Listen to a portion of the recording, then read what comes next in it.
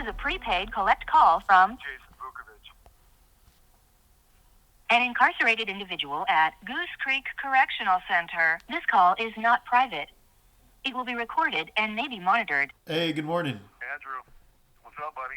Hey, glad it finally worked. Decided to work on the first try. You know, I was going to say, if it's not fist fights, overdoses, Pruno parties, or shakedowns, once in a while the phones come on time and we can get access to them. So Oh, really? this happened to be one of those moments. So, Yeah. That's good. That's good. I'm gonna get Taylor on real quick, and then we can start. Okay. Hey, Jason. This is Taylor. Taylor. This is Jason. how's it going, Taylor? Good to meet you, man. Nice to I'm meet doing you, great. bro. So, Jason, can we start out with having you introduce yourself and give a brief background on how you wound up in prison? Yeah, for sure. It's Jason Vukovich. I'm sitting here at Goose Creek Correctional Center, serving a 23-year prison sentence, convicted for attempted first-degree assault and robbery for assaulting three pedophiles up here in Alaska. That's the sentence. So we want to start off with giving you some questions from the listeners, and I'm sure Taylor will chime in every once in a while. But the first question being, were you abused as a child? Yeah, for sure.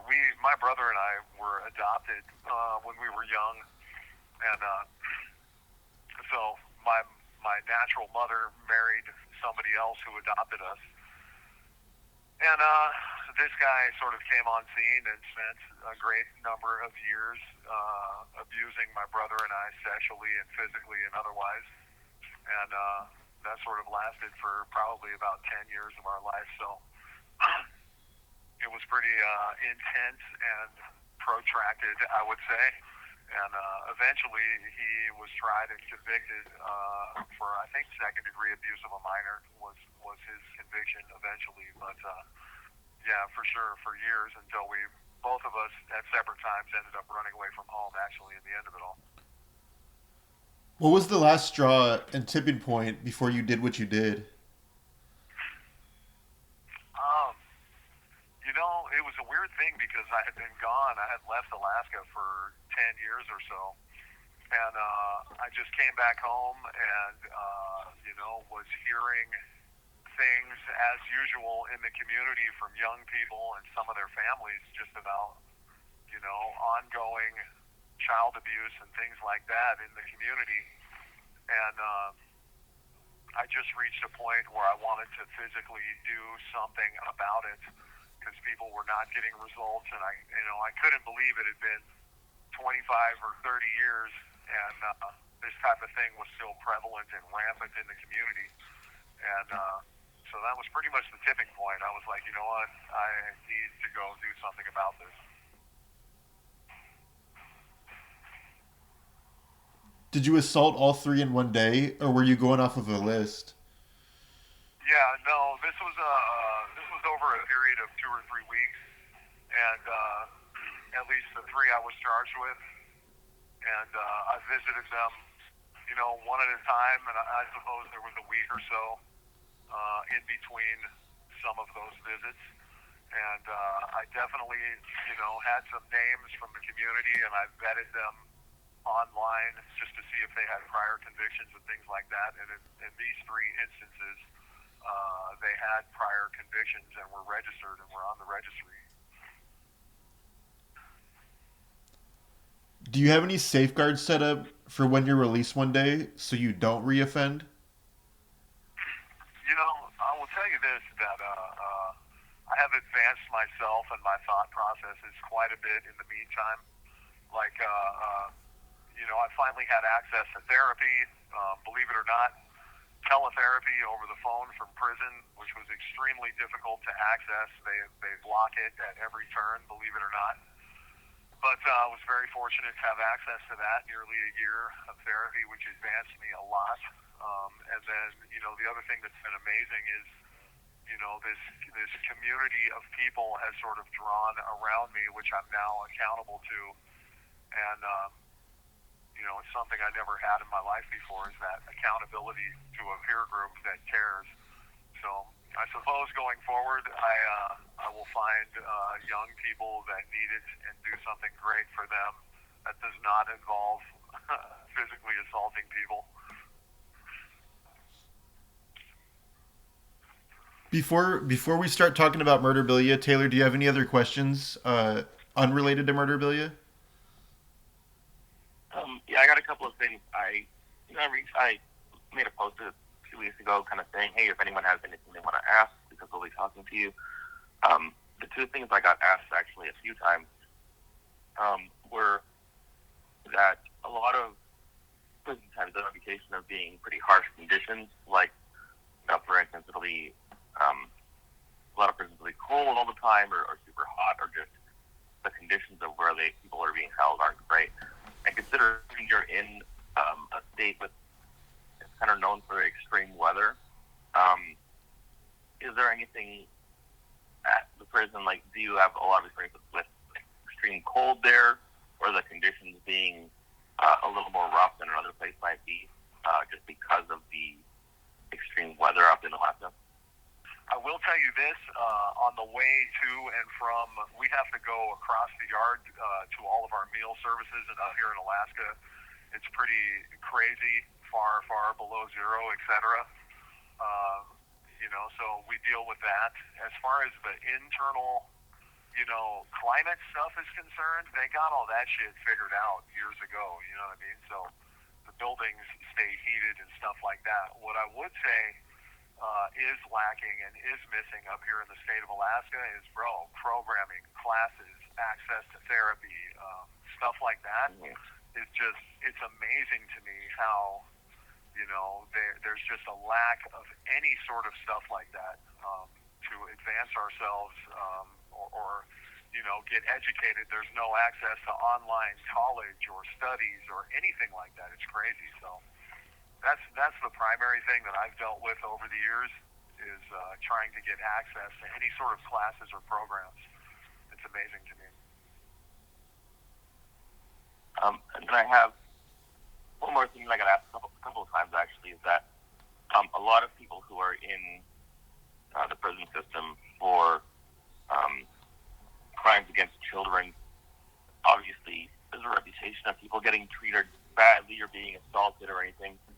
And being that you almost are there for opposite reasons, for taking action against those kind of people, I have somebody wondering if you were treated kind of in the opposite way where you get a bit more respect or are held in a higher regard because of that. Yeah. What's the interesting thing I will tell you about prison culture is, number one, especially up here with inmates, respect is earned in the now.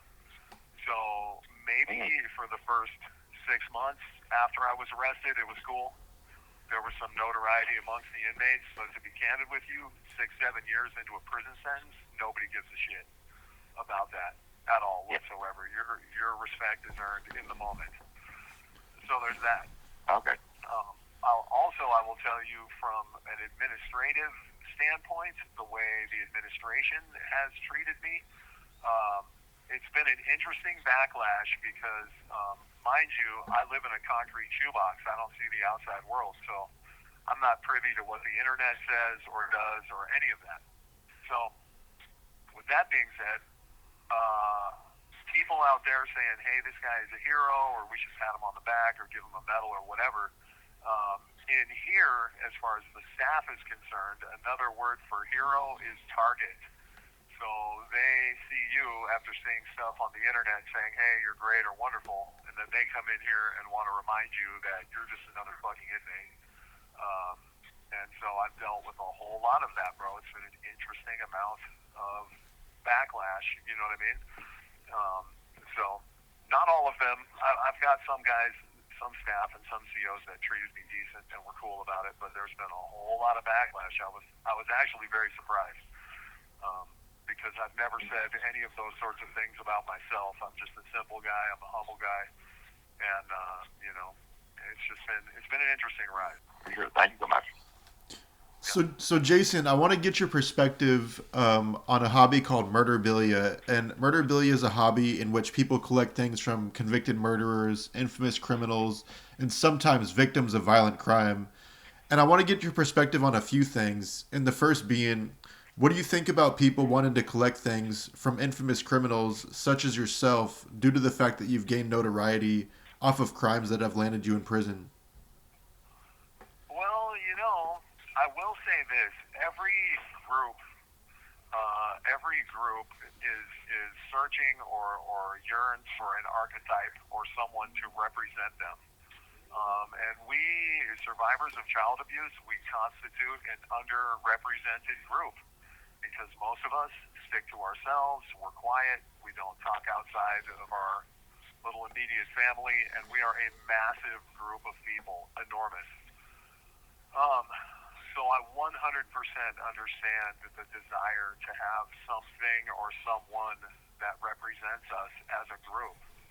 When I was a young person, had I known there was someone who would champion the sort of shit that I was dealing with, I would have respected it or wanted a piece of that too. So I get that. I understand that. And truth be told, too, the reality of the situation is these are once in a lifetime encounters and once in a lifetime experiences, and they have value, and they have value to those of us that have survived this. So I get it. I understand it. And, maybe someday some of the evidences in my case will come out and they'll be cool little trophy pieces.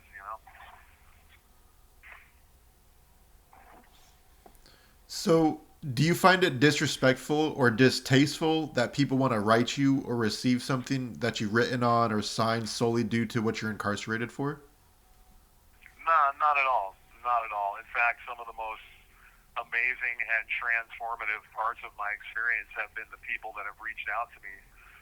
And, it's interesting because a lot of the people in here, they see you get letters and they think it's just a bunch of cute chicks all over the world flirting with you, and that's not what it is at all. Like, I've received just an ocean of very sincere, heartfelt outpourings of other survivors from all over the world.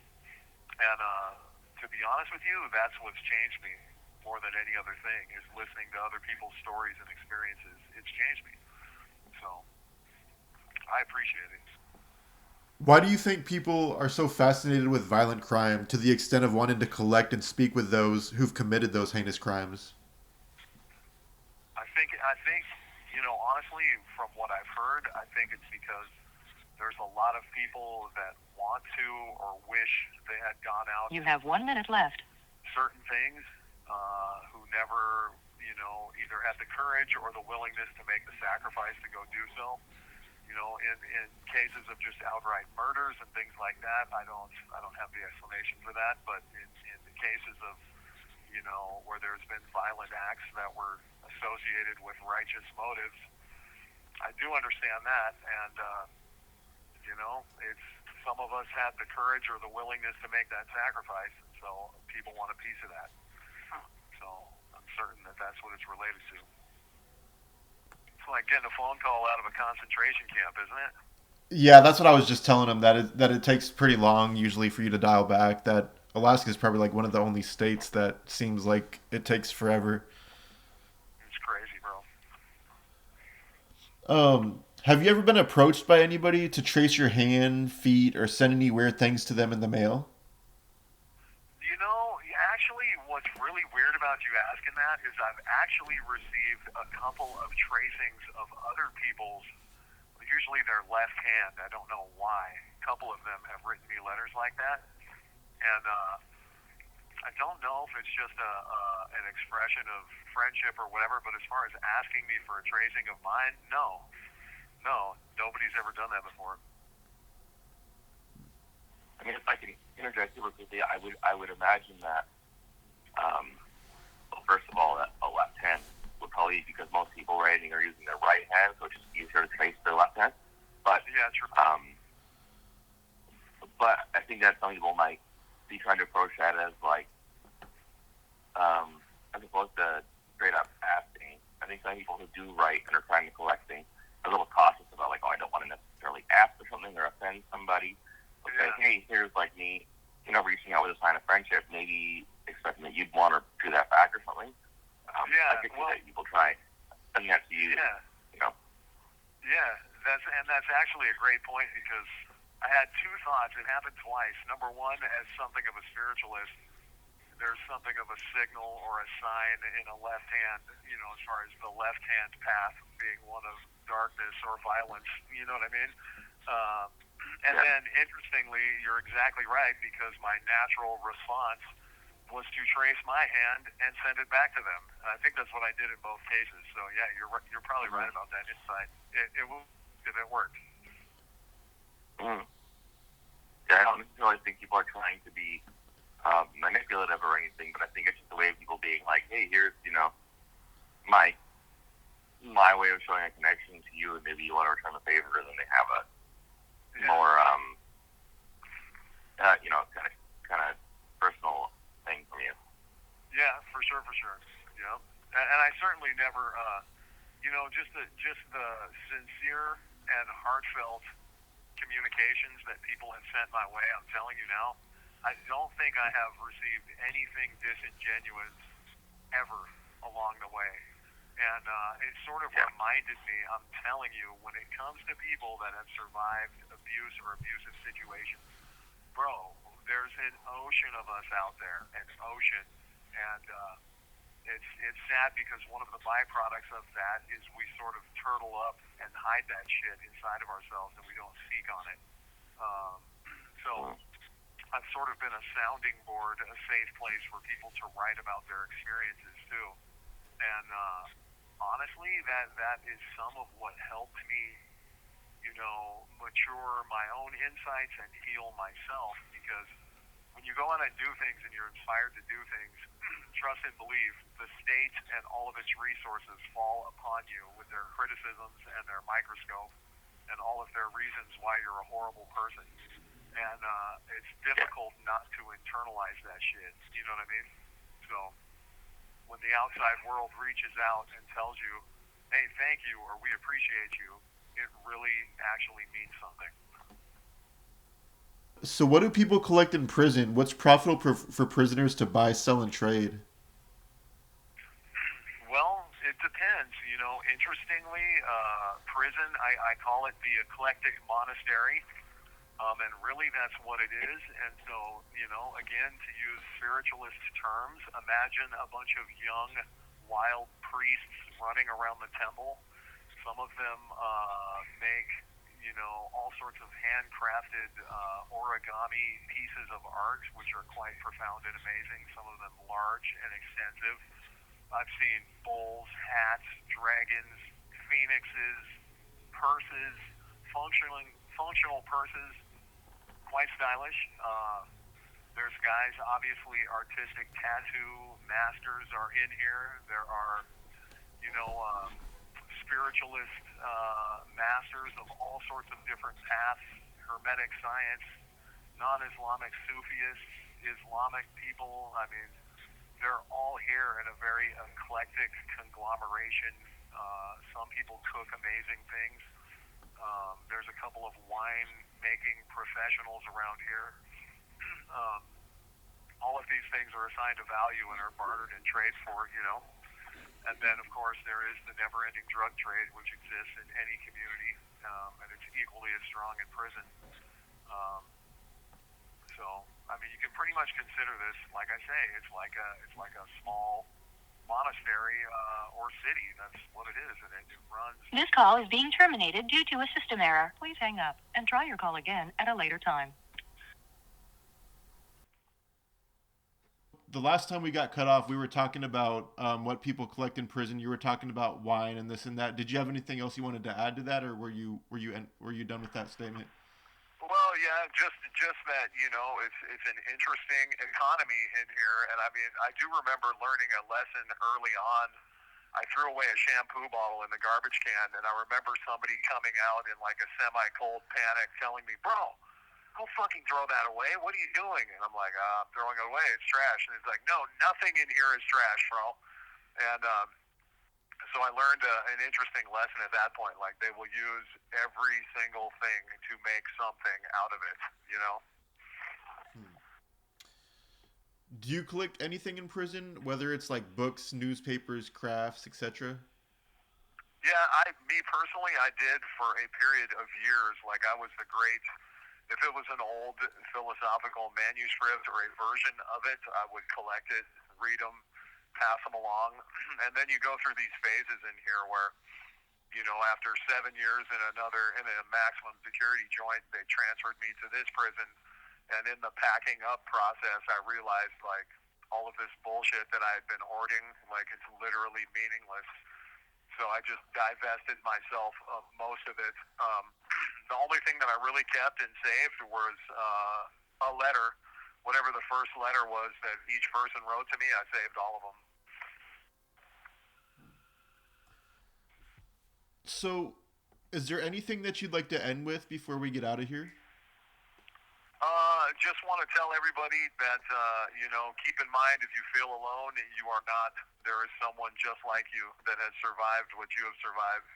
And keep in mind that in the darkest times that there is somebody that cares about you or who would, you know, reach out to you or do something solid for you. You just got to give yourself time to let that goodness find you.